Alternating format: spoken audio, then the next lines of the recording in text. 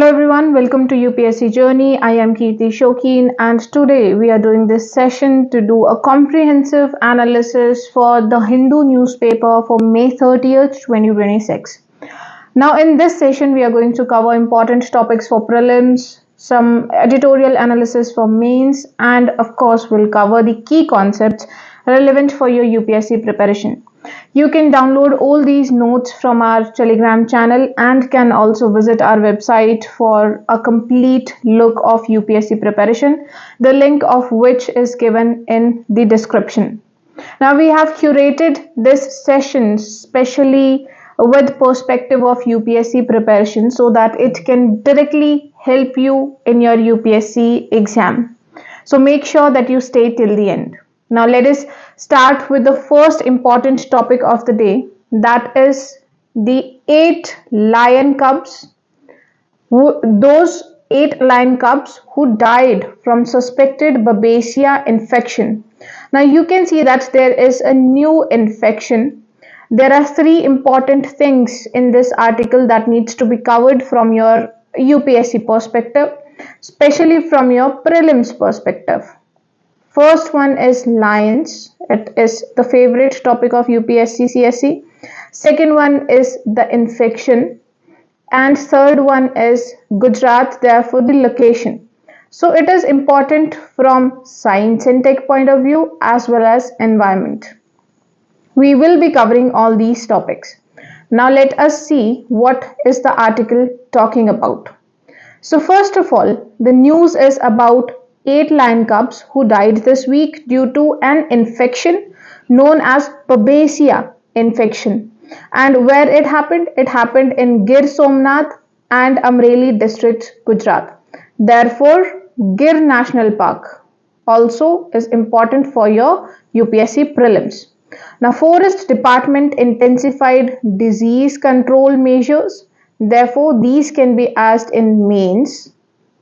However, the probability becomes low for mains and more for prelims. Lions within a 10-kilometer radius of affected areas are being isolated and samples has been given to Gujarat Biotechnology Research Center. So this was all that your article given in the newspaper was covering. Now let us cover more information which is important for your prelims. The article per se is not that important. The topics that are covered in the article are important. So let us see what is Babesia. Now Babesia is a protozoan parasite. Remember it, it is a protozoa that causes babiosis, a malaria-like disease in animals and humans. Both these statements are important. First, that it is a protozoa parasite, and second, that it causes malaria-like disease. Now, it happens in red blood cell. Now, this could be a trap question. One may write that it happens in white blood cells. And how it spreads mainly through tick bite, therefore very common in animals. Rarely through blood transfusion, but of course then it is possible, and from mother to offspring, even though rarely, but it is also very much possible. Now what are the signs in animals? It is fever, weakness, anemia, coughing, nasal discharge, loss of appetite, and mind you, it is also present in humans. So if a statement comes that Babesia infection infects only animals, that statement would be wrong. You have to remember that it also impacts humans. We get fever, chills, fatigue, and hemolytic anemia. Now there are different types of diseases. Let us see what all these are. First is babiosis that we are covering. It is a protozoan disease. The vector is tick.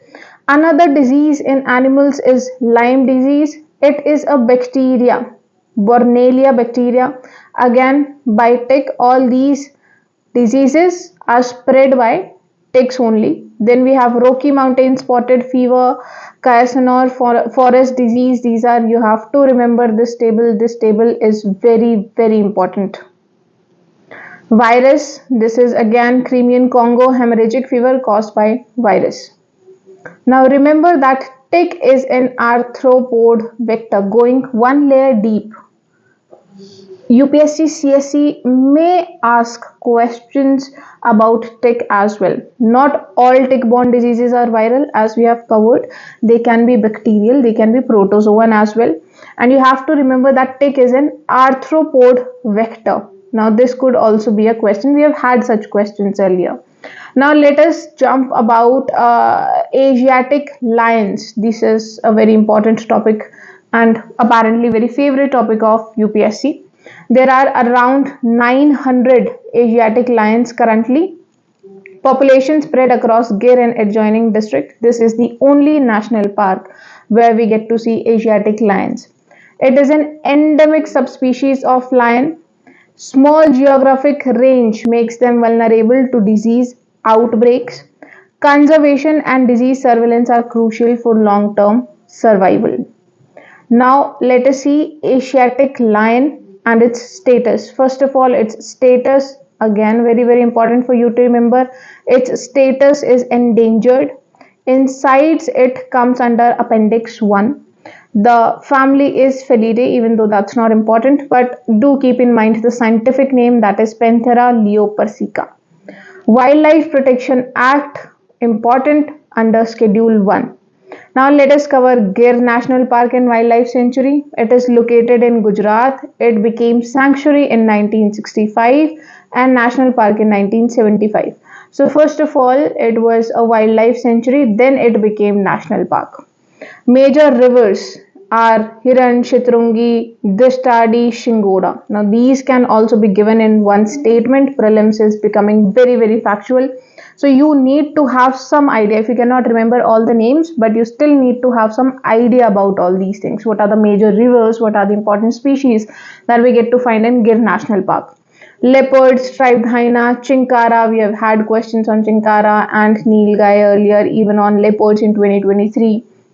Now, related terms for prelims will come to this, but let us see. We have covered Gir National Park and Wildlife Sanctuary. Girnal, Mityala, these are the adjoining landscapes. One Health approach. This is basically a mains answer point that what all can be done to tackle this. One Health approach is needed where humans, animals and environment health, all of this is taken care of. This is a diagram that you can make in your answers. Implementation, of course, by Department of Animal Husbandry, Ministry of Environment and Ministry of Health and Family Welfare. Then prelims facts, we have covered all this, but let us just revise once again. It is a protozoan parasite, infects red blood cells. Ticks are arthropod vectors. Asiatic lions are found only in Gujarat in Gir National Park. Then it is listed under Schedule 1, Sites Appendix 1, and Gir is the only natural habitat of Asiatic lions. Now we have covered protozoa, we have covered direct vectors. Zoonotic diseases are any kind of diseases that can spread from animals to humans. Hemolytic anemia, that affects RBCs, and wildlife epidemiology, which basically means epidemics in wildlife and its study. So we have to focus on the pathogen type, vector, host, habitat, and we have covered all this. So this was about the first topic of the day that is important for your prelims. Now let us see what is the second important topic of the day. That is, Supreme Court sets 3-month deadline for high courts to pronounce judgments after reserving orders. So usually whenever a case comes to Supreme Court or High Court, the court tends to reserve orders.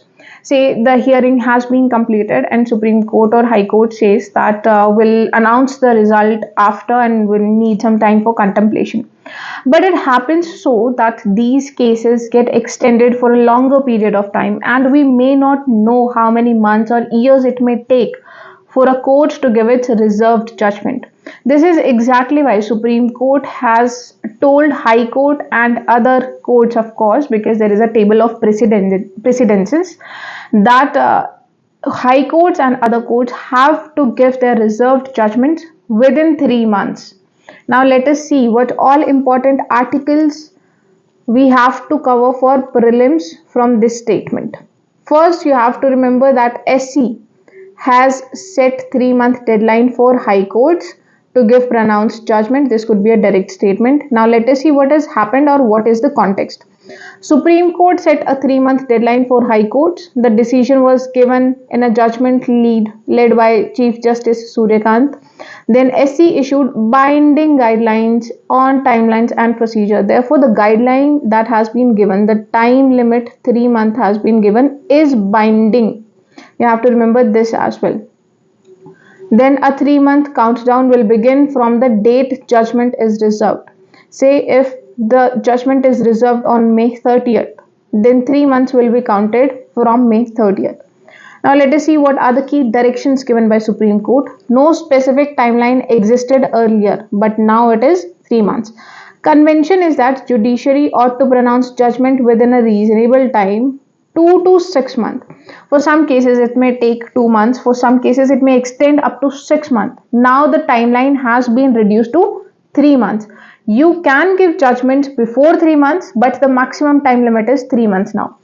Bail order must be pronounced the next day and communicated to jail authorities the same day. You have to remember this. Bail order comes next day only. Under trials granted bail. Under trials are those people who are in prison but their case has not been decided yet. Should be released the same day or at the latest next day. Then operative part of judgment must be announced in court in cases of habeas corpus, that is writ, criminal appeals resulting in acquittal and matters related to demolition. Now these are the cases where operative announcement must be given, operative judgment must be given on the same day. You have to remember these cases as well. Reasons for such order can be updated within a week. Say there is a petition on habeas corpus that a person is wanted and he should be produced in the court. Then the court may decide that if the court wants to release that person or wants to send that person to the jail or whatever the case has been, the order can be given on the same day, but whatever the reasons are, like the judges has to give reasons and have to explain why they have given this particular order, that can be updated within a week. High Court websites must reflect the date on which the judgment is reserved.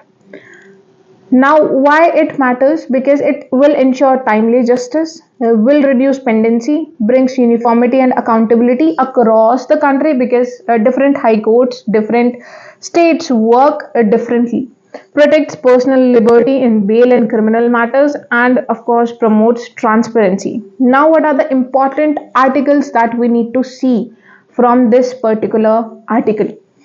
Article 141. It says that law declared by Supreme Court is binding on all courts within the territory of India. And Article 142, which is basically for complete justice, that in order to render complete justice, Supreme Court can breach the limits of parliament or executive or legislature as well. It may make law in order to give complete justice, and all those laws will be binding on the lower courts starting from high court. Now other articles, article 227, where it is about the superintendence of Supreme Court to high court. Article 137, review of its judgment. SC can review its own judgments. Article 139A, transfer of cases. SC, if wants, can transfer one case from one high court to other or from high court to itself as well. Then Article 136 is about special leave petition. If a Supreme Court thinks that this case of High Court can be entertained in Supreme Court, then it may allow the case to be heard in Supreme Court. Then Article 128, practice and procedure. SC may make rules for its own practice and procedure. These are the important articles that you might want to look. Article allowing Supreme Court to issue directions to High Court. We have covered Article 227, and what are the key points? That SC can give directions, it is call for records, and ensure that subordinate courts act within bound of their jurisdiction. Power is administrative and supervisory only, not appellate. You have to remember this. Used to keep the entire judiciary within the framework of law. So this is basically about table of precedence. This is Supreme Court, this is High Court, and these are the lower courts. So Supreme Court comes first. Whatever comes below Supreme Court has to bind or has to follow the laws. Whatever Supreme Court makes has to follow the direction whatever Supreme Court says. So this is exactly how currently the 3-month guideline will work. Now, reserving a judgment, we have covered what does reserving a judgment means. Then we have habeas corpus. We have seen that habeas corpus is a writ, and there has been many UPSC CSE questions on writs and all other writs, prohibition, certiorari, quo warranto. Go through all those writs. These are very, very important. Now, these writs are covered for Supreme Court in Article 32, for High Court in Article 226. Then 225, 228 and 229 are also important from perspective of High Courts. Now, Supreme Court of India was established in 1950. These are the extra prelims facts that you might want to go through. Chief Justice is the head of Indian Judiciary, Chief Justice of India. High Court established under Article 214. Law declared by SC is binding on all courts. This is Article 141 we have covered, and we also have covered Article 227. Now, these are the prelims practice questions. Supreme Court can issue directions to High Court under Article 227. True. Law declared by Supreme Court is binding only on subordinate courts and not on high courts. False. The right to issue a habeas corpus is available under 32 and 226. True. So this was about the second important topic for prelims. Now let's come to the third important topic, which is important for your prelims as well as mains. You can use this data in your mains as well. 90% of Indian babies are born in hospital NFHS 6. Now, this is the survey, National Family Health Survey. This is the sixth part of it, which has given some data. Now, let us see what all that data is. Firstly, it is given by National Family Health Surveys. It is conducted by Ministry of Health, very, very important. Also in collaboration with International Institute of Population Sciences, important again. The survey period is 2023 to 2024 and previous round was done in 2019 to 2021. This is the first National Family Health survey, that is NFHS 6 is the first one conducted after COVID-19 pandemic. Now this is the progress tracker and important data that we need to cover. You can also use this data in your answers, and we might get questions in the form of statements in CSE prelims. Now let us see what is it. Institutional deliveries, it was around 88.5. You need not remember the number, but you have to look at the trend. It is 90.6 now. Therefore, institutional deliveries have increased. Caesarean section deliveries again increased. C-section. Full vaccination has also increased, but the increase is not much big. Antenatal care, that is in the first trimester, again increased. 4+ antenatal care visits increased. Iron folic acid supplementary, because usually there is an iron deficiency in pregnant women, increased. High insurance coverage, there is a drastic increase from 36 to 85.4%. You have to remember this, that all the indicators have usually increased which are good in nature, and whatever indicators that are bad in nature such as stunting, severe wasting and underweight, they have decreased. But there is only one indicator, that is health insurance, which has jumped from 36.4 to 85.4. So basically, health-wise, India is doing good. Now let us see what are the key highlights. We have seen institutional deliveries, caesarean section. We have seen caesarean section as well. Then we have stunting. We have covered all of this in this particular graph. So what are the major improvements? Maternal and antenatal care we have covered. Maternal nutrition, iron folic, this is what we were covering. Now you have to see that mothers consuming supplements for 180+ days now increased to 37.8%. Child nutrition, All the diseases that were occurring due to lack of nutrition have reduced, immunization coverage have increased, adolescent girls hygienic methods have also increased to around 80%. Other important findings that are given by NFHS 6 are India's total fertility rate is just below the replacement level of 2.1.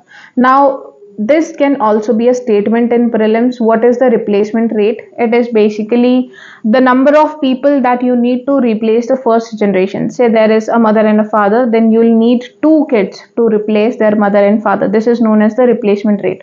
For Indian population, it is the replacement rate of 2.1, and the population, it is said that the population becomes stable whenever we achieve the replacement rate of 2.1, but India has achieved a replacement rate lower than 2.1, which basically means that our population will start declining now, which we very well needed. Prevalence of non-communicable disease, obesity, lifestyle risks, these are the risks that India is currently facing. Now, there is a dual burden of undernutrition and rising obesity. Obesity has become very important for India to tackle well. Health insurance coverage has rose. Now, this is the data, even though NFHS 1 to 4 doesn't matter much because it is old data now, but you still can see NFHS 5 and 6. 6 basically is more important because it is the first post-COVID comprehensive assessment. Now let us see what are the quick facts. It is the largest health survey in India and also the world's largest. It covers all state and it also applies to rural and urban areas. It is a multi-stage sampling, information collected from household, women and men, children under 5. It also provides data for policy making, reduce allocation and monitoring of SDGs. Now this is the practice question was conducted during 2021-2022. It is not 6, therefore wrong. Is the first survey conducted after COVID? True. Total fertility rate in India is below the replacement rate? True. Now these are the indicators. We have covered all these indicators, but you have to keep these in mind. Now these are the policies or the initiatives of government of India that you can use in your answers. Janani Suraksha Yojana for maternal health, Pradhan Mantri Surakshit Matritva Abhiyan, Poshan Abhiyan for nutrition, Indradhanush for vaccination, Anemia Mukt Bharat, the folic acid tablets that we were talking about. Then we have reproductive, maternal, newborn, child, adolescent health, basically all encompassing scheme.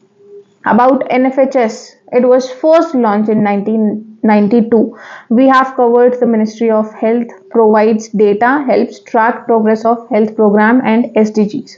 So this was about your NFHS and the data. Now let us come to the important topics for editorials and for your mains answer writing.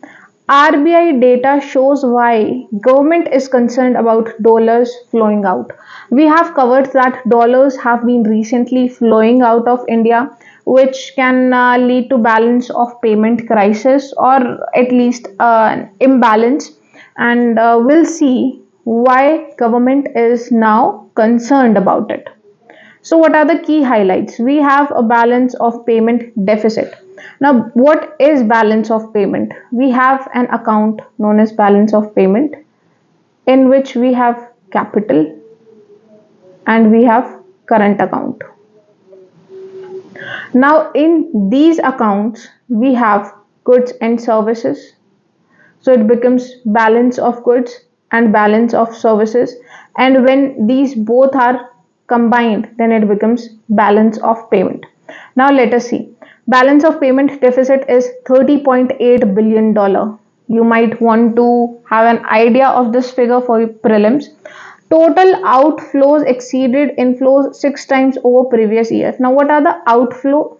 The outflow is the amount of dollars going out of India versus inflows, the amount of dollars coming in India. Now it may come through FPIs, foreign portfolio investment, foreign direct investment, could be the loans that we borrow from World Bank or IMF, and how it outflows. Say FPIs, whatever companies came in India, they want to transfer their business to some other country, then the amount of dollars flows out of the country. Now we need a certain amount of dollars to make the payment overall of India balanced. Say if we get $10 from outside of the country, then we also need to send $10 out of the country.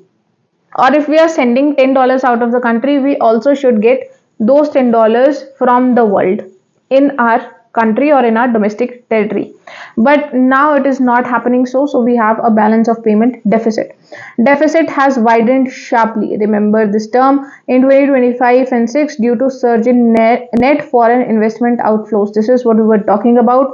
Deficit includes just 1 month of the ongoing crisis.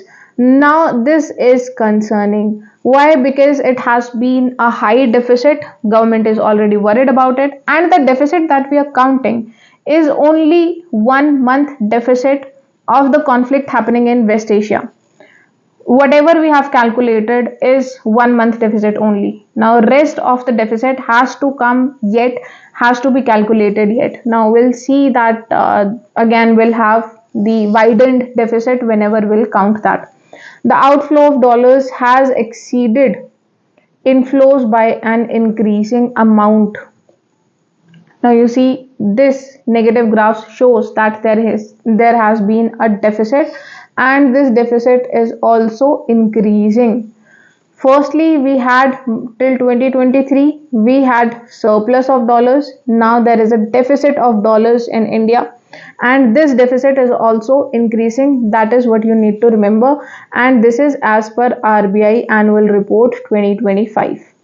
Now let us see why government is concerned. Because rising capital outflow, foreign investment is going out, then we have capital account deficit, net outflow of foreign portfolio investment, which leads us to external vulnerability. If we do not have much dollars in India, we cannot give it to the people going outside of India. Therefore, it may lead to crisis. Sustained deficits can weaken rupee, which you can see that rupee depreciation is happening, reduces forex reserves, and it heightens external risk. Say if the wars continue, then we'll have even less dollars flowing in India, which again will strengthen the crisis. Then there is a current account pressure, high import dependence for oil. Now there are certain essential imports such as oil, gas, in fact gold as well, because Indians do consume a lot of gold, and this is exactly why PM Modi has requested to not to use extra oils or extra fuel for our day-to-day convenience, and also to not to buy gold as of now, because that will increase our import dependence. We'll have to give more dollars, and the dollars are not coming in India. Therefore, the deficit will strengthen. That is why the requests have been made. Now let us see what are the components behind the BOP deficit. We covered current account deficit and capital account deficit. Capital account surplus declined. So the capital account is usually, it contains services. So it is usually surplus, but this surplus is also decreasing. It was around 286.9 billion in 2024, and now it is only 63 billion in 2025. Now why is the decline happening? Because there is FPI net flows, reduced inflows in other investment, global uncertainties, wars, stronger dollar, and high interest rates. Merchandise trade deficit alone stood at 215.6 billion. So you have to remember two things. First, that there is a surplus in services in capital account, but this surplus is also decreasing. Second, we are usually in deficit with related to merchandise or goods export. So CAD is always negative for India, but it was 89.4 negative. So this deficit that we had is also increasing sharply. We had around 90.90 billion deficit. Now it has increased to 172 billion. The widened current account deficit, since it imports more than exports. So we import more goods than exporting goods, but we export more services. Now this is a double problem because first, the exports that we are doing of goods is already very less, so the current account deficit is increasing. Then the capital account surplus that we had is decreasing. These are the two factors that are affecting rupee depreciation as well. This is exactly why government of India is worried, and there is an imbalance. Now there is high import dependence. These are the key drivers of the deficit, which might be asked in your UPSC questions, means questions. We have covered high import dependence. There is surge in imports, weak external demand as well. That is why, because there is war happening in different parts of the world, so countries are busy in contemplating the war and geopolitical scenario. Therefore, people are not demanding import goods. So if they are not demanding Indian goods outside, we cannot export more. If we cannot export more, the deficit that we had in capital account, in current account, increases. Now, outflow in investment, FPIs and external portfolio investors are moving out of India, and there is high cost. What are the